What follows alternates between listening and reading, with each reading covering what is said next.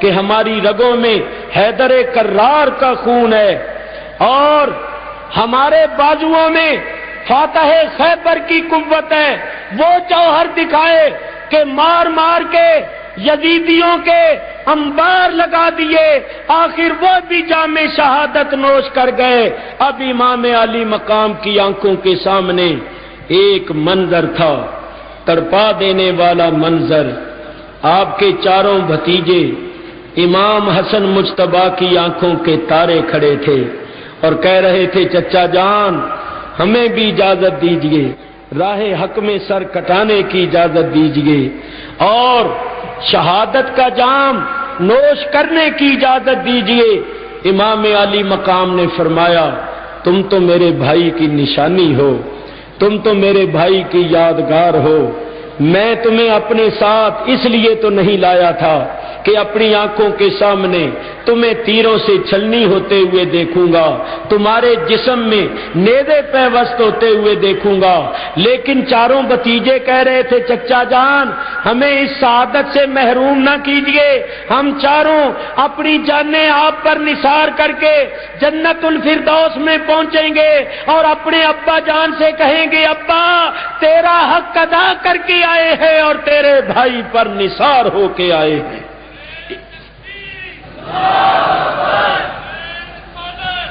ان چاروں میں ایک وہ بھی تھا جس کا نام تھا قاسم، 19 برس کی عمر ہے، شباب کا عالم ہے، یہ چمن زہرا کا وہ پھول تھا جو کھلا ہوا تھا، لہلہاتا ہوا پھول تھا، یہ بھی اجازت مانگ رہا تھا۔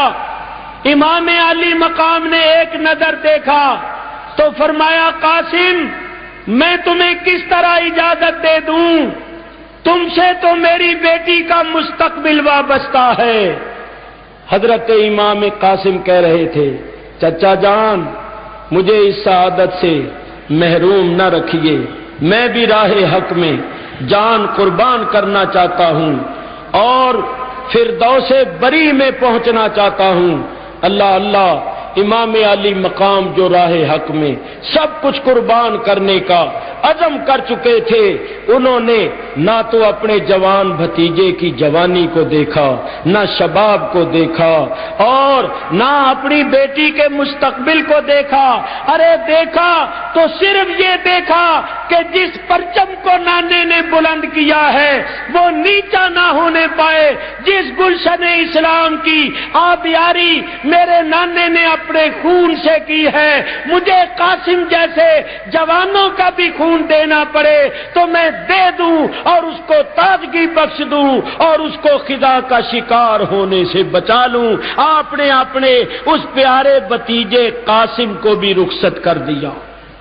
حضرت امام قاسم یزیدی لشکر کے سامنے جاتے ہیں اور فرماتے ہیں بدبختو، اپنے نبی کا گھر اجاڑنے والوں، چمنے زہرا کے پھولوں کو کاٹ کاٹ کے خاک و خون میں تڑپانے والوں، یہ کوئی بہادری نہیں ہے، یہ کوئی شجاعت نہیں ہے کہ ہمارا ایک آتا ہے اور تمہارے 20 100 اس پر ٹوٹ پڑتے ہیں۔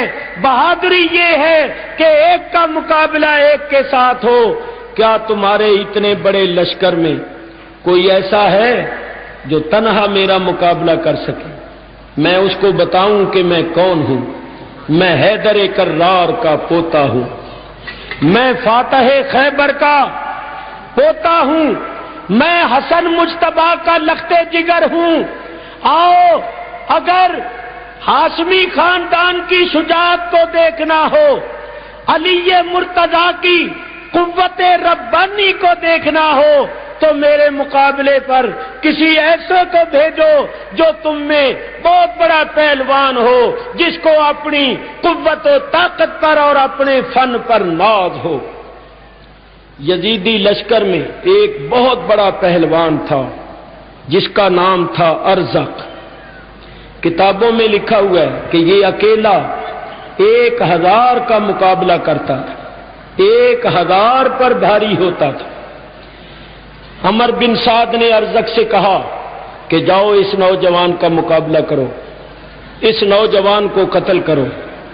ارزق نے کہا واہ صاحب واہ، آپ نے میری خوب قدر کی، میں اتنا بڑا پہلوان ہوں، رستم ہوں، بہادر ہوں کہ 1000 افراد کا مقابلہ کرتا ہوں، میرے سامنے بڑے بڑے رستم اور پہلوان نہیں ٹھہرتے، اور آپ مجھے ایک لڑکے کے مقابلے پر بھیج رہے ہیں۔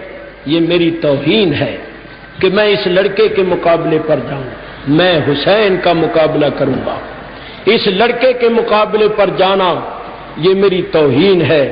اس لشکر میں میرے 4 بیٹے ہیں، ان 4 بیٹوں میں سے ایک بیٹا اس لڑکے کو ختم اور قتل کرنے کے واسطے کافی ہے۔ ارزق نے اپنے بیٹے کو اشارہ کیا، جاؤ بیٹا اس نوجوان سے لڑو اور اس کو قتل کرو۔ ارزق کا بیٹا آیا، حضرت امام قاسم سے لڑنے لگا، دونوں میں تلوار چلنے لگی۔ آپ نے دورانے لڑائی اس لڑکے سے کہا ہوشیار ہوشیار کہہ کے ایک تلوار کا ہاتھ چھوڑا اور اس کو چیر کے 2 کر دیا۔ اس کے پاس بڑی اچھی بڑی قیمتی تلوار تھی جو زہر میں بجائی ہوئی تھی۔ حضرت امام حسن نے بڑی جلدی کر کے وہ تلوار اس سے چھین لی اور اس کا گھوڑا بھی چھین لیا، اپنی تلوار خیموں کی طرف پھینک دی، اپنے گھوڑے کو بھی چھوڑ دیا، اس کے گھوڑے پر سوار ہو گیا اور اس کی تلوار ہاتھ میں لے لی۔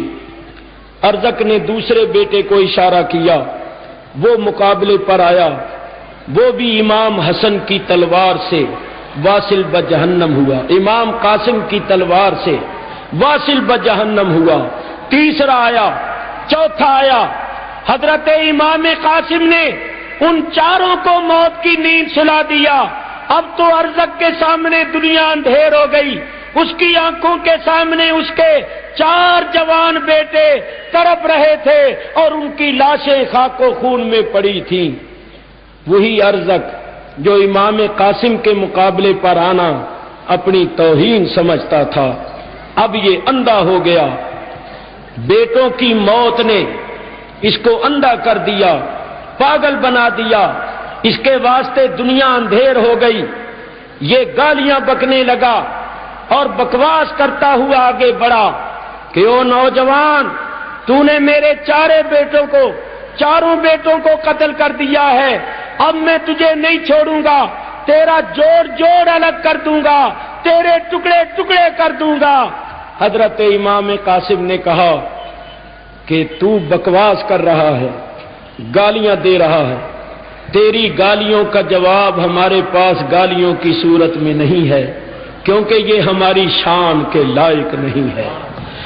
تو بکواس کر رہا ہے، میں زبان پر ایسا کوئی کلمہ نہیں لاؤں گا جو ہماری شان کے سایہ نہ ہو، لیکن یہ دیکھ میرے ہاتھ میں تیرے بیٹے کی تلوار ہے، میں نے تیرے بیٹے سے چھینی ہے، اس تلوار کا مزہ تیرے بیٹے چکھ چکے ہیں اور اب تجھے بھی اس کا مزہ چکھاؤں گا۔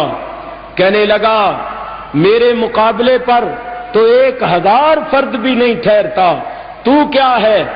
حضرت امام قاسم نے فرمایا کہ تو بہت بڑا بہادر ہے، ٹھیک ہے تیرے مقابلے پر 1000 نہیں ٹھہرتا ہوگا، تو مانا ہوا رستم ہے اور پہلوان ہے، لیکن ابھی تک تجھے گھوڑے پر زین کسنی نہیں آئی۔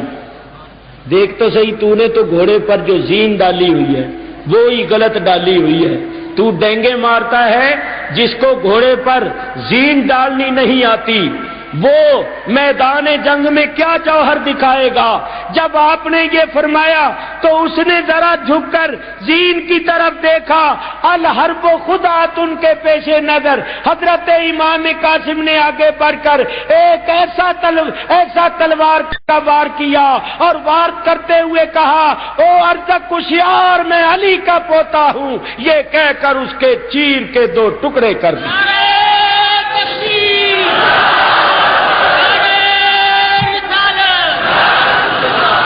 یزیدی لشکر میں بھگدڑ مچ گئی، کوہرام مچ گیا، کہ اس نوجوان نے ارض جیسے